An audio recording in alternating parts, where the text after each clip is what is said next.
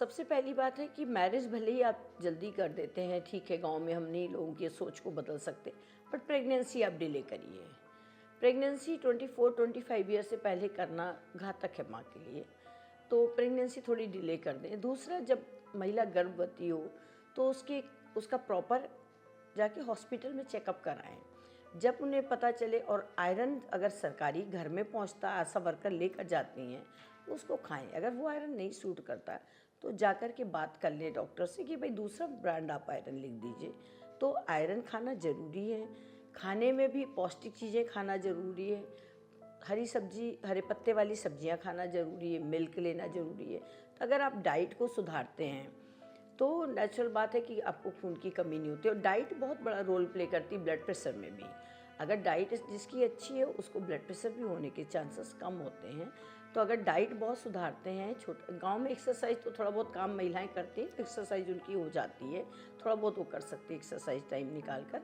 But Khan पीन गांव के level पर बहुत ज़रूरी है कि खाने पीने में उनकी जो सासू माँ हैं या उनके घर के लोग हैं ध्यान दें। महिला खुद भी अपना ध्यान रखे।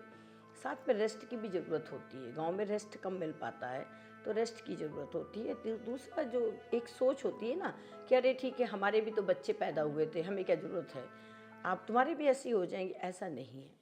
प्रॉपर चेकअप, प्रॉपर जांच जो डॉक्टर कहें, समय से पहले उसको अगर पता कर लिया जाए तो समय रहते उसका इलाज भी संभव है और हो सकता है स्वस्थ बच्चा पैदा हो। वही आप कॉम्प्लिकेशन होने के बाद आते हैं तो ये होता माँ बचाओ या बच्चा बचाओ या दोनों को बचाओ, तो ऑपरेशन कंपलसरी हो जाता है। वही अगर आप समय से पहले आ जाते हैं हल्की फुल्की प्रॉब्लम के साथ, तो हम लोग नॉर्मल डिलीवरी करा लेते हैं। तो ये इम्पॉर्टेंट है कि जो भी महिलाएं प्रेग्नेंट हों गांव स्तर पे, वो पहले अपने को दिखाएं। भाई सीएससी है, सीएससी पे डॉक्टर को लगता है कि नहीं ये प्रॉब्लम थोड़ा डिफ़िकल्ट है तो डिस्ट्रिक्ट हॉस्पिटल भेज दें। डिस्ट्रिक्ट हॉस्पिटल के डॉक्टर्स को लगता है तो ऑटोमेटिकली वो मेडिकल कॉलेज आ जाते हैं। तो समय रहते आ जाएं, क्योंकि आने में टाइम लगेगा, 2-3 लेवल से होते हुए पेशेंट आएगा, तो उसे समय रहते, डॉक्टर की भी जिम्मेदारी है कि आप जो को लगता है कि केस कॉम्प्लिकेटेड हो सकता है उससे पहले आप भेज दीजिए। कॉम्प्लिकेट होने के बाद, आने के बाद तो मजबूरी होती है कि आपको डिसीजन लेना ही लेना है।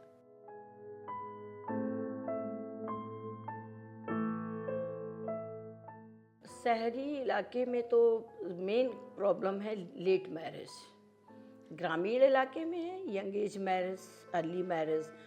शहरी इलाके में लेट मैरिज, क्योंकि हर बच्ची पढ़ रही है, जॉब ओरिएंटेड है, कैरियर ओरिएंटेड है, तो नेचुरल बात है वो अपनी जॉब और कैरियर, अपने एजुकेशन के बाद ही मैरिज करेगी।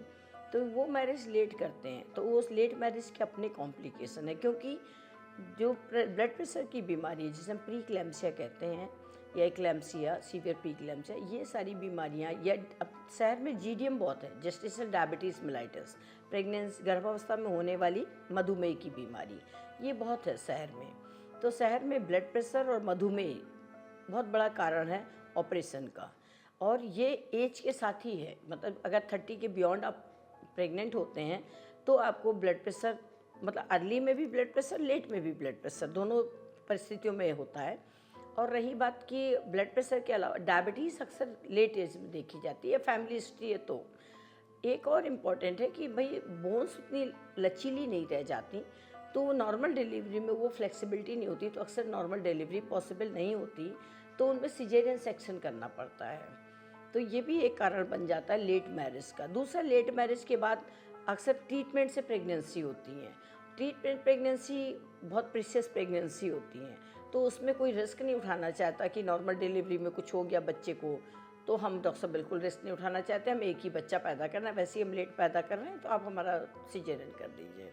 तो ये भी एक बहुत बड़ा फैक्टर है। वहाँ सोच दूसरी होती है, यहाँ कारण दूसरे होते हैं, तो दोनों के कारण थोड़ा थोड़ा अलग हो जाते हैं, लेकिन है दोनों परिस्थितियों में सिजेरियन की रेट बढ़ जाती है। लेट मैरिज में मैंने कहा ना, ब्लड प्रेशर की प्रॉब्लम और मधुमेह की प्रॉब्लम, ये अक्सर ना कभी जैसे डिलीवरी हो गई तो अक्सर ठीक हो जाते हैं, लेकिन ये अभी ठीक भी हो जाते हैं तो इसका गारंटी नहीं कि लाइफ लॉन्ग ठीक रहेंगे।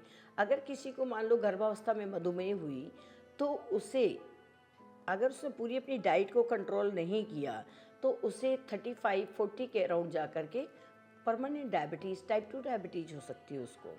ऐसे ब्लड प्रेशर कोई वो नहीं है, अभी ब्लड प्रेशर ठीक हो गया और अगर आपकी डाइट हैबिट्स या कुछ स्ट्रेस फैक्टर्स प्रेसिपिटेट किया तो वो फिर से उसको ब्लड प्रेशर की बीमारी पूरी तरह से हो जाएगी। तो जो पेशेंट आज गर्भावस्था के मधुमेह और प्रेगनेंसी के हाइपरटेंशन की वजह से प्रभावित हैं, वो हो सकता है 35 से 40 ईयर में जा कर के पूरी तरह से मधुमेह की चपेट में आ जाए या हाइपरटेंशन की उसमें गिरफ्त में आ जाए। साथ में उनके बच्चे भी जो पैदा होते हैं तो मधुमेह के जो प्रेगनेंसी की मधुमेह जो है उसके बच्चे, उस माँ से पैदा होने वाले उन बच्चों को भी आगे डायबिटीज़ होने का खतरा रहता है फ्यूचर में। और डायबिटीज़ के बच्चे को तो होता ही खतरा है डायबिटीज़ होने का। अगर माँ को डायबिटीज़ है तो बच्चे को होने का खतरा रहता ही रहता है। बट गर्भावस्था की मधुमेह में भी आगे चल के डायबिटीज़ होने का खतरा रहता है। और ब्लड प्रेशर में भी यही है कि अगर माँ को है तो हो सकता है आगे चल के फ्यूचर में बच्चों में भी दिखाई दे प्रॉब्लम। तो ये कुछ ऐसी चीज़ें ना कि आपका फ्यूचर भी प्रेडिक्ट करती हैं। ये नहीं है कि आपका बच्चा आज पैदा हो गया तो कल बिल्कुल बढ़िया हो जाएगा। हो सकता है आगे चल के आपके बच्चों में भी वो प्रॉब्लम्स समय के साथ दिखाई दें।